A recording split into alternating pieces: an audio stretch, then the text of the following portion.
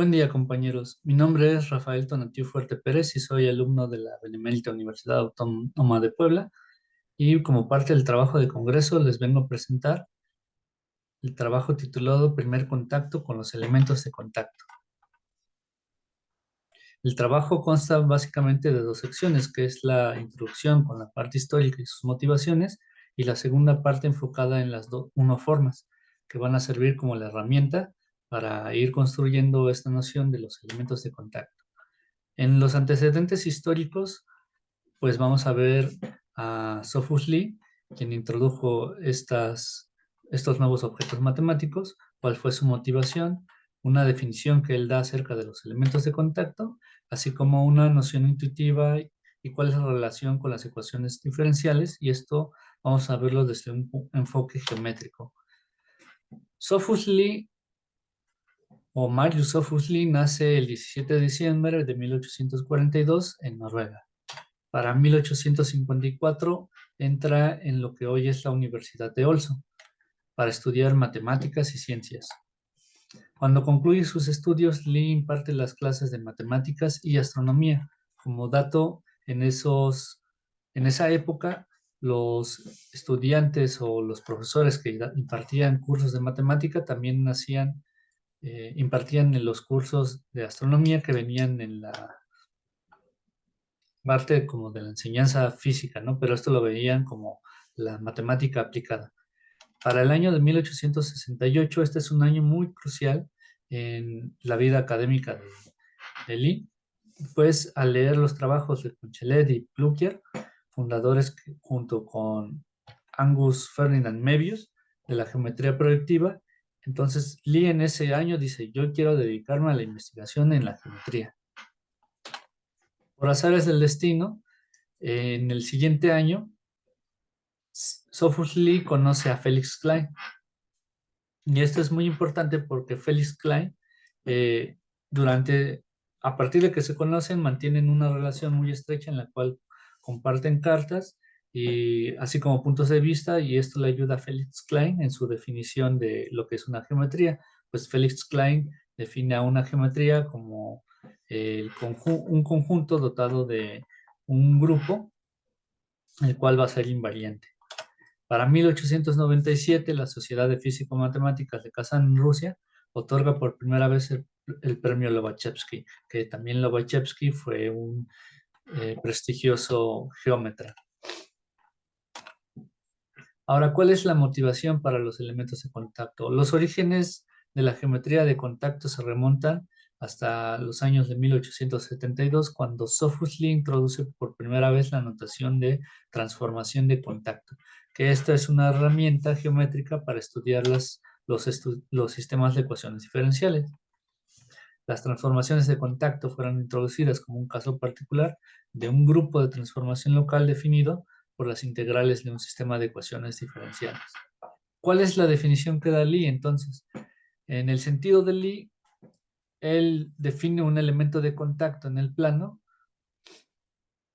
como un punto en el plano y una recta que pasa por ese punto. Y siempre que la pendiente P de esta línea sea finita, entonces podemos escribir la ecuación de esta línea recta de la forma diferencial de z menos p por la diferencial de x igual a 0. Ahora, el espacio de tales elementos de contacto se puede identificar con el conjunto de R3 con las coordenadas x, z y p. ¿Cuál es la relación con las ecuaciones diferenciales? ¿Cuál es esta noción intuitiva? Pues partamos de una ecuación diferencial de la forma diferencial de z respecto de x igual a p. Entonces, si nosotros suponemos que podemos tratar esa ecuación diferencial como si se tratara de una fracción, entonces podemos despejar de tal manera que obtenemos una forma como la de la ecuación 1. Hay que recalcar que P representa la pendiente de la recta tangente en un punto, es decir, que P va a ser igual a Z'. Por ejemplo, si tenemos la ecuación diferencial de Z en dx igual a menos Z y la manipulamos de tal manera que la tratemos como una fracción, entonces podemos obtener la diferencial de Z menos Z diferencial de x igual a 0. O sea, que se parece mucho a la ecuación 1 dada anteriormente. Entonces podemos identificar a la pendiente P como el valor de menos z en este caso. Y si tomamos un punto cualquiera, por ejemplo, el 2,3, podemos entonces sacar lo que es la ecuación de la recta que pasa por ese punto. Y podemos entonces dibujarla en el plano. Nada más nos interesa un segmento finito y ese procedimiento lo podemos hacer para cada punto y lo que obtenemos es el campo de pendientes de la ecuación diferencial. Es decir, recordemos que la solución de una ecuación diferencial es la familia de curvas y que una en particular con condiciones iniciales la podemos encontrar a través del campo de pendientes como una aproximación. Entonces, la ecuación diferencial vista de manera geométrica es la superficie que vive en R3 y que las soluciones viven como si proyectáramos curvas que viven en R3 y las mandamos a R2 o viceversa. Todo el campo de pendientes que nos va trazando las soluciones las podemos elevar hasta alcanzar a la superficie. Ahora, en la siguiente sección vamos a hablar sobre los elementos de contacto. Para ello vamos a hablar de las isoformas, lo que es el asco tangente y vamos a dar unas conclusiones. Recordemos que en los cursos elementales de cálculo, la diferencial total se nos define como la parcial de la función respecto de x, diferencial de x más la parcial de la función respecto de y, diferencial de y. Una forma diferencial de grado 1, también conocida como unoforma, en R2 es una expresión que se obtiene por medio de la adición y multiplicación de funciones de valores reales y las diferenciales de x y de y. Para profundizar un poquito en esto, vamos a hablar acerca de los vectores tangente y el espacio tangente. Si tratamos al plano R2 como si tuviera estructura de espacio vectorial, entonces los vectores B y P son flechas que salen del origen y terminan en un cierto punto. Pero también si tratamos al plano R2 sin la estructura algebraica y solo la tratamos con su estructura geométrica, pues podemos identificar un punto a través de sus coordenadas. Ahora, fusionando estas dos ideas, ¿qué va a ser un vector tangente? Un vector tangente va a ser aquel que parte de un punto final y cuya acción se va a mantener como la de aquel vector que partía del origen hasta otro cierto punto, digamos el vector B.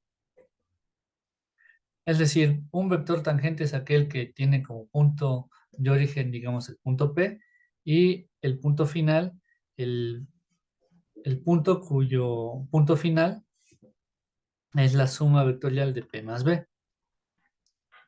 ¿Qué es lo que ganamos y qué es lo que perdemos? Lo que ganamos es que el vector tangente tiene una libertad, una cierta libertad en el plano, pero lo que pierde es su estructura de espacio vectorial. Pero no hay que preocuparnos porque entonces podemos tomar un sistema, un nuevo sistema en el cual tiene su origen en el punto P y entonces recuperar la estructura de espacio vectorial.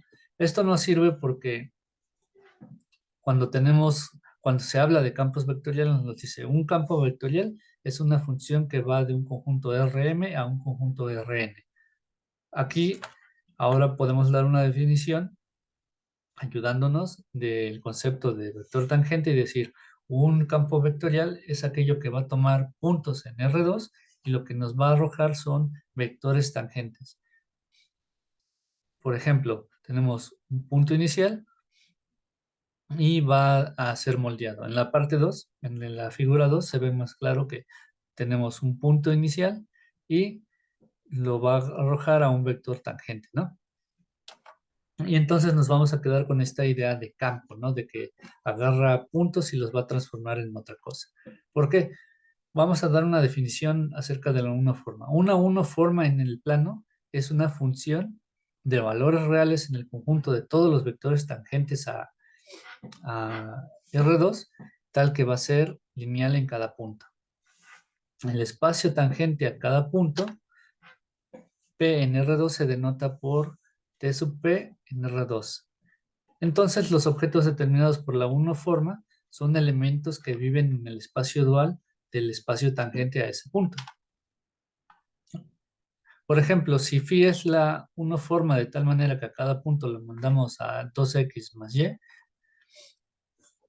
visto en el lenguaje del álgebra lineal lo podemos ver como el vector renglón de entradas 2, 1, que multiplica al vector columna xy. Entonces, el espacio nulo de este vector renglón van a ser líneas rectas de pendiente menos 2.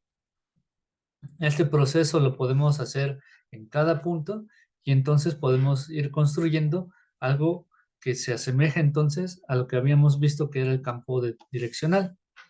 Entonces, una a uno forma en el sentido de campo es aquello que toma puntos y lo va a transformar en funcionales. Ahora, vamos a hablar acerca del las cotangente. Por ejemplo, tomemos la esfera unitaria de dimensión 1. Por un punto, podemos construir su espacio tangente y también su espacio cotangente. Geométricamente, tenemos un punto y el espacio cotangente es esta línea vertical. Y el conjunto de los espacios cotangentes, lo que nos va a modelar es un cilindro sin tapa. Entonces tenemos una superficie de dimensión 2. Si tomamos un punto en S1, entonces el espacio tangente y el espacio cotangente en el punto los vamos a denotar como T sub P de S1 y T sub P asterisco S1 respectivamente. Entonces llamaremos a cotangente a la unión de todos los espacios cotangentes con con un punto en S1. Ahora, notemos que un punto en el haz cotangente va a ser de la forma z igual a p, una funcional, ¿no? Es decir, va a constar de los puntos que viven en S1 y puntos que viven también en el espacio cotangente. En este sentido, ahora si tomamos un punto que está en R2, entonces el espacio tangente y el espacio cotangente a R2 son copias de R2. Cada uno es entonces de dimensión 2. Y ahora podemos identificar al haz cotangente de R2 con R4. Es decir, la dimensión del haz cotangente va a ser igual a 4. Y más aún, R4 se puede identificar con omega 1 en R2, donde este último es el espacio de 1 formas. Hay que resaltar que una 1 forma en el plano es un objeto de la forma, una función que le pega a una diferencial de x más otra función que le pega a una diferencial de y. Ahora notemos que la ecuación 2 se parece casi, lo del lado izquierdo de la ecuación 1 se parece bastante a la ecuación que nos había dado Sohli. En conclusión, los elementos de contacto son una forma y como con la particularidad de que una de estas funciones sea idénticamente igual a 1. Por tanto, podemos hallar una función que sea sobreyectiva y continua que haga las veces de proyección de las funcionales a una sola funcional para así tener los elementos x, z y p que viven en R3.